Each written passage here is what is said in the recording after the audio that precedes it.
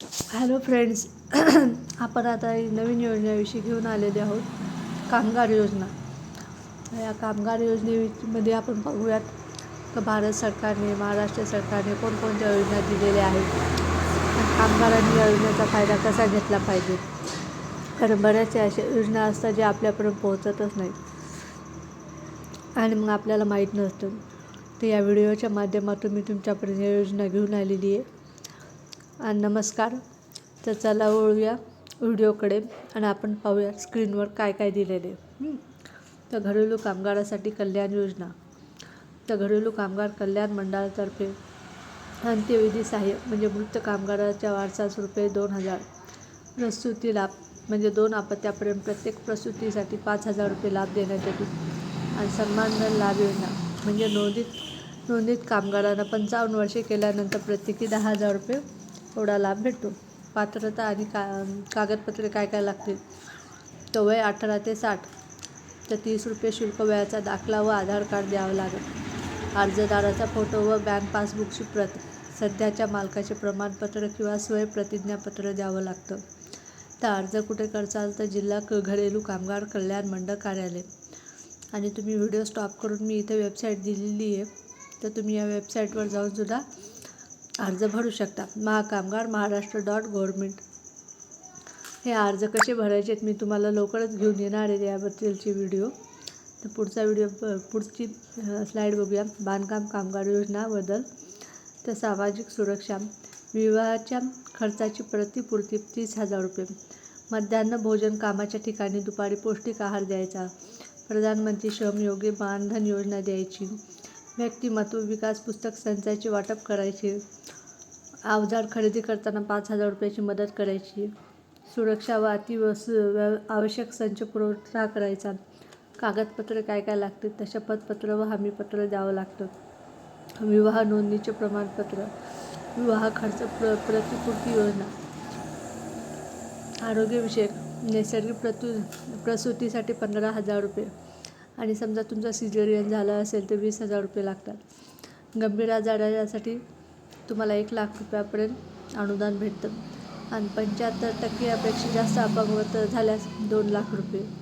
व्यसनमुक्ती केंद्रातील उपचाराकरता 6,000 रुपये तुम्हाला गव्हर्नमेंट सरकारकडून पेन्शन भेटतं. आणि कागदपत्रे काय काय लागतील तर प्रसूतीचे प्रमाणपत्र, प्रसूती सहाय्य योजना, गंभीर आजार असल्याचे प्रमाणपत्र, उपचारार्थ मदतीकरता 75% अपंगत्व असल्याचे प्रमाणपत्र, आर्थिक मदत करता व व्यसनमुक्ती केंद्रातून उपचार घेत असलेले प्रमाणपत्र, ह्या गोष्टी तुम्ही देऊ शकता आणि या योजनेचा लाभ घेऊ शकता.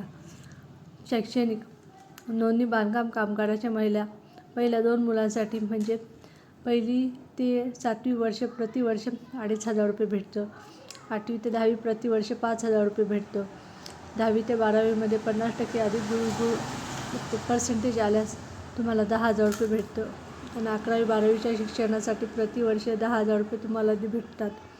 पदवी अभ्यासक्रम शिक्षणासाठी प्रतिवर्षी 20,000 रुपये आणि MSc-ITचं शिक्षणसुद्धा मोफत. वैद्यकीय शिक्षणासाठी तुम्हाला 1,00,000 रुपये स्कॉलरशिप भेटते. आणि इंजिनिअरिंग या शिक्षणासाठी 60,000 रुपये स्कॉलरशिप असते. शासनमान्य पदविकेसाठी प्रतिवर्ष 20,000 रुपये आणि पदव्युत्तर पदासाठी म्हणजे PGसाठी, पोस्ट ग्रॅज्युएटसाठी तुम्हाला 25,000 रुपये एवढं भेटतं.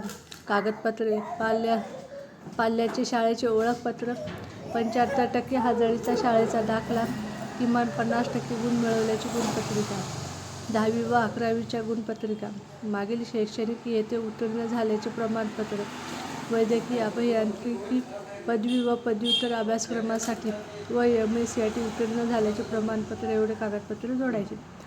तर बांधकाम कामगार योजनेमध्ये आर्थिक कामगाराचा कामावर असताना मृत्यू झाल्यास 5,00,000 रुपये अनुदान भेटतं. नैसर्गिक मृत्यू झाल्यास 2,00,000 रुपये.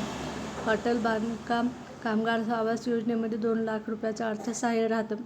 50 ते 60 वर्ष वयोगटातील मृत्यू अंत्यविधीसाठी 10,000 रुपये मदत. आणि मृत्यू झाल्यास त्याच्या पत्नीचा अथवा पतीचे प्रतिवर्ष 24,000 रुपये 5 वर्षापर्यंत भेटतं. आणि गंभीर आजारासाठी 1,00,000 रुपये भेटतं. कागदपत्रे काय लागतील तर मृत्यू दाखला व ठेकेदाराचे कामावर असल्याचे प्रमाणपत्र. आणि प्रधानमंत्री आवास योजनेस पात्र असल्याचे प्रमाणपत्र एवढा लाभ भेटेल. वरील सर्व योजनांकरता आवश्यक कागदपत्रे काय असतील तर अर्जदाराचा photo, Aadhaar card, ration card, bank passbook xerox, बांधकाम कामगार नोंदणी प्रमाणपत्र. तर अर्ज कुठे करावा? महाराष्ट्र इमारत व बांधकाम कामगार कल्याणकारी मंडळ, जिल्हा कार्यालय. आणि हा अर्ज तुम्ही अधिकृत वेबसाईटवर जाऊन सुद्धा करू शकता आणि या योजनेचा लाभ घेऊ शकता. अटल बांधकाम कामगार आवास योजना. उद्देश ग्रामीण भागातील नोंदित बांधकाम कामगारांना ग्रामीण भागात नवीन घर बांधण्यासाठी असलेल्या कच्च्या घराचे पक्क्या घरात रूपांतर करण्यासाठी लाभ. महाराष्ट्र इमारत व इतर बांधकाम कामगार कल्याणकारी मंडळातून ₹1.5 लाख अनुदान मिळते. पात्रता. नोंदणीकृत बांधकाम कामगार. स्वतःच्या अथवा पतीच्या नावावर किंवा पत्नीच्या नावावर राज्यात अन्यत्र पक्के घर नसावे. आवश्यक कागदपत्र. सक्षम प्राधिकाऱ्याने दिलेले ओळखपत्र, आधार कार्ड, 7/12, मालमत्ता नोंदणी प्रमाणपत्र, बँक पासबुक. अर्ज कोणाकडे करावा? तर जिल्हा अधिकारी कार्यालय, महाराष्ट्र इमारत व इतर बांधकाम कामगार कल्याणकारी मंडळ इथे अर्ज करू शकता. ह्या होत्या काही बांधकाम कामगाराच्या योजना. जर तुम्हाला व्हिडिओ आवडला असेल तर चॅनलला लाईक करा आणि व्हिडिओ शेअर करायला नक्की विसरू नका. धन्यवाद.